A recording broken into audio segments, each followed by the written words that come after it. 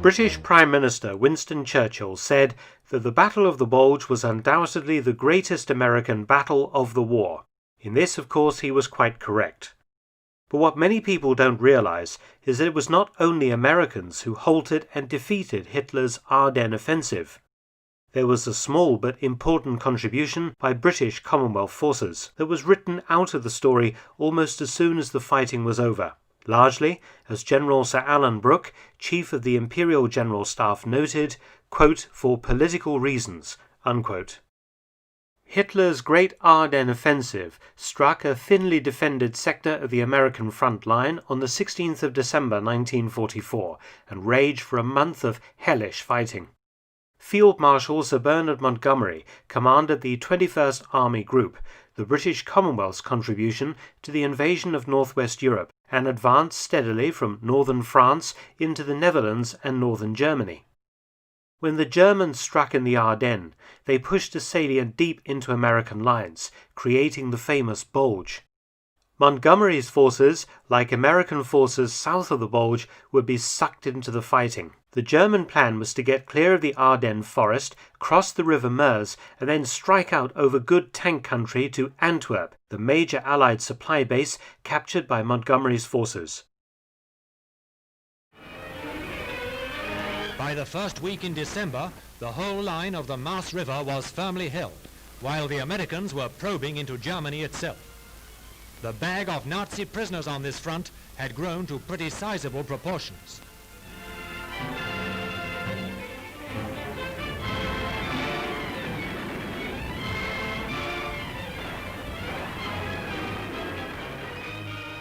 As German forces slowly advanced, held up at several points by very determined American resistance, particularly around the important crossroads town of Bastogne, a battle group from the 5th Panzer Army managed to move towards the Meuse River. 600,000 American troops fought in the Bulge, and Churchill's description is accurate. But what is often ignored is the fact that 55,000 British and Canadian troops also fought, and were responsible for denying the 4 German units an important bridge to cross the Meuse River, the town of Dinant, and for stopping any further westward advances by 2 armoured battle groups from the 5th Panzer Army that came closest to reaching the river, Hitler's intermediate objective before the push on to the city of Antwerp. On the 19th of December 1944, Supreme Allied Commander General Dwight D. Eisenhower, in agreement with Prime Minister Churchill, made some temporary command changes in light of the dire Ardennes situation.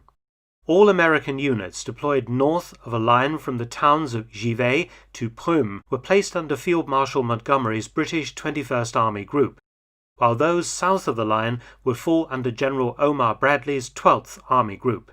This placed many US divisions under British command. The next day, Monty ordered the British 30 Corps under Lieutenant General Brian Horrocks to leave its positions in the Netherlands and rush to defensive positions between Givet and Maastricht. They would provide a last line of defence to prevent the Germans from crossing the Meuse River and advancing on Antwerp. The 51st Highland Division and 53rd Welsh Division took up positions, along with the 29th and 33rd Armoured Brigades. These units dug in between the Meuse River and Antwerp to provide a last line of resistance in case the Americans failed to contain the German offensive and German forces actually got across the Meuse. Eisenhower knew that the loss of Antwerp would have been catastrophic to the Allied advance on Germany, and ordered Monty to protect the port at all costs. But Monty was also able to be proactive and assist hard-pressed US forces on the northern shoulder of the Bulge by dispatching some of Britain's best troops to help stop the German advance, the famed Red Devils, the Parachute Regiment. The British 6th Airborne Division had last seen action on D-Day, dropping alongside American paratroopers, and was trucked to the Ardennes, the paras digging in between Dinant and Marche-en-Famenne, right in the path of the advancing German 2nd Panzer Division. Battle was joined early on the morning of Christmas Eve when the 3rd Royal Tank Regiment, supported by US Shermans, actually crossed the River Meuse and entered the first Ardennes battle between British and German forces. 2 German battle groups from the 2nd Panzer Division were fast approaching the Meuse. Kampfgruppe Korkenhausen, named for its commander, Major Ernst von Korkenhausen, reached the town of Celle, a few kilometers south of Foy-Notre-Dame, and about 12 kilometers from the river. Korkenhausen was heading for Dinant on the Meuse, but his leading Panther ran over a US mine and was knocked out. Locals told Korkenhausen untruthfully that the road to Dinant was heavily mined. Fearing being spotted by Allied aircraft, Korkenhausen pulled his Kampfgruppe back into nearby woods, setting up his command post. The 2nd Panzer Division's other battle group approaching the Meuse was Kampfgruppe Böhm, a subject I made a program about some time ago. Please check out the link in the description box below. Major von Böhm was moving steadily towards Dinant when first contact was made with British troops. Just outside the village of Foy-Notre-Dame, a Sherman Firefly, the 3rd Royal Tank Regiment, lay in wait. The crew could hear the rumble of German tank engines approaching. As a German vehicle came in sight, the Firefly fired its powerful 17-pounder or 76.2mm gun, but missed. The shell instead struck a German truck loaded with ammunition, causing a massive explosion. The Firefly fired again, knocking out a Panzer IV. Panthers moved forward to try and locate the Firefly, but the sergeant commanding reversed rapidly away and reported the contact to headquarters. Major von Böhm's column was almost out of fuel and halted at Foy-Notre-Dame.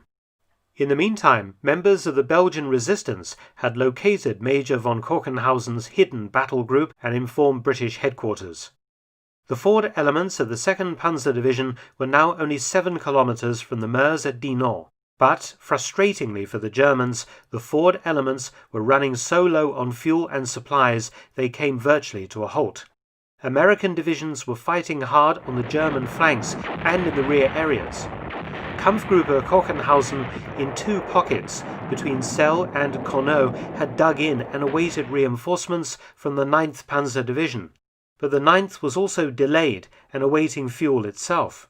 The Germans were very close to their initial objective and the delays were insufferable. Field Marshal Walter Model ordered reconnaissance units to leave their vehicles and capture the bridge at Dinant on foot. By now, both Kampfgruppes were under British artillery fire.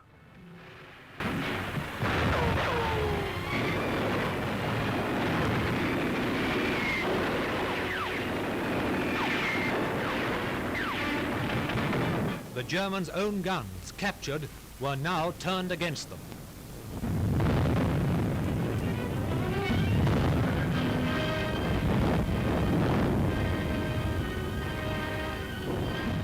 Worse was to come.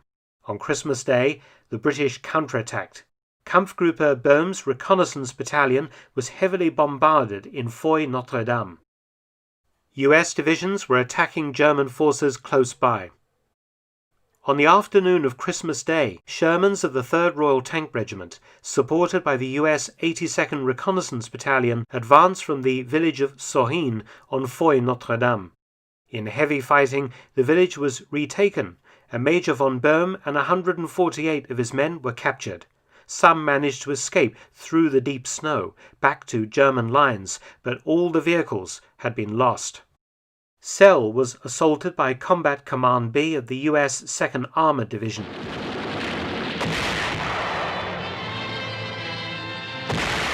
Over 2 days of vicious fighting, 2,500 Germans were killed or wounded and 1,200 captured.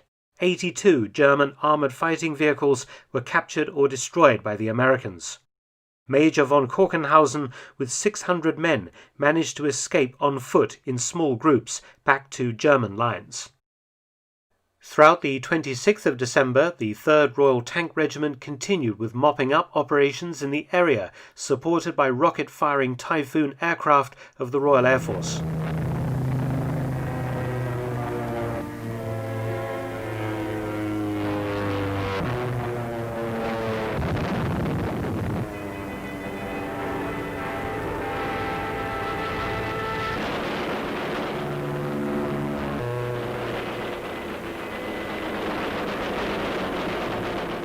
In the last days of December, the British 30 Corps extended its positions between the Meuse and the town of Ardennes. The weather grew worse, making aerial reconnaissance impossible. The 53rd Welsh Division replaced the Americans at Marche-en-Famenne. Headquarters wanted to know the dispositions of what remained of the Panzer-Lehr Division and the 2nd Panzer Division. A 350-strong team of reconnaissance troops mounted in machine-gun-armed jeeps was sent to the large forest south of Rochefort and Marche. It consisted of the British 61st Reconnaissance Regiment from the 6th Airborne Division and some Belgian and French SAS troops. A jeep-mounted reconnaissance party from the 5th SAS Regiment located part of the Panzer-Lehr Division 10 kilometers south of Rochefort at the town of Bulge on the 31st of December. 3 SAS were killed when their jeep was hit by a German 88mm shell. The British were ordered to capture Bulge on the 2nd of January 1945. The British paratroopers were supported by Shermans of the Fife and Forfar Yeomanry from the 11th Armoured Division. The intention of the attack was to fully halt any further German advances on the Meuse River, which could have resumed if the Germans had managed to sort out their supply and fuel problems. Elsewhere, stubborn US counterattacks had halted or isolated other German units. On the 3rd of January, the 13th Lancashire Parachute Battalion began its assault on Bulge on foot through deep snow. Facing them were elements of the Panzer-Lehr Division. Both attacking companies were plastered with German mortar and machine gun fire, and German tanks also joined in. Pulling back, the British regrouped and attacked again. A Company managed to gain a foothold in the village, and B Company took the high ground and also entered Bulge. C Company was sent in as reinforcements. The Germans launched immediate counterattacks, fighting from strong points in buildings. At one point, A Company of the Paras actually called down artillery fire on their own position. Such was the close-quarter nature of the fighting. On the 4th of January, the Germans bombarded the Paras with intense artillery fire before Panzergrenadiers attacked. The Paras fought off 5 German counterattacks that day, all supported by panzers. The Paras knocked out several German tanks with Piat launchers. Bulge was reduced to ruins. On the evening of the 4th of January, British reinforcements arrived. C Company, 2nd Battalion, Oxfordshire and Buckinghamshire Light Infantry came up. Next day, 5th of January, the British launched an all-out assault that eliminated remaining German resistance, the last German outpost falling at 9 p.m. that night. 16 Sherman tanks of the Fife and Forfar Yeomanry and the 23rd Hussars were knocked out. The Panzer-Lehr Division lost 500 men and 11 tanks knocked out or damaged in the fight with the British. The British took up the advance, and throughout early January assisted the general US assault on the German Bulge, fighting and capturing 13 towns and villages. On the 16th of January 1945, having achieved all of its aims, Montgomery withdrew 30 Corps to Holland in preparation for the battle for the Rhineland and ultimately the crossing of the Rhine River. In total, 325 British troops were killed in the Ardennes and over 1,100 wounded or missing. It was a small sacrifice in comparison to the tens of thousands of Americans killed and wounded in the Battle of the Bulge, but the small British commitment at Dinant was at the time very important, finally preventing any German forces from reaching and crossing the Meuse, which would have had dire results for the US positions on either side of the Bulge. German logistical problems severely hampered their advance, but the British successfully slammed the door in the face of the 2 2nd Panzer Division battle groups that almost made it to the offensive's first major objective, and bought time for US forces fighting hard right across the region to begin to counterattack and crush the German bridgehead. The British contribution to defeating Operation Wacht am Rhein should not be forgotten.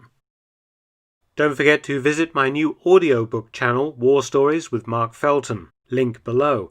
And I'd like to thank all those who have subscribed, and especially those who have kindly helped support my channels at PayPal and Patreon. I wish each and every one of you a very Merry Christmas and a Happy New Year. Bulge.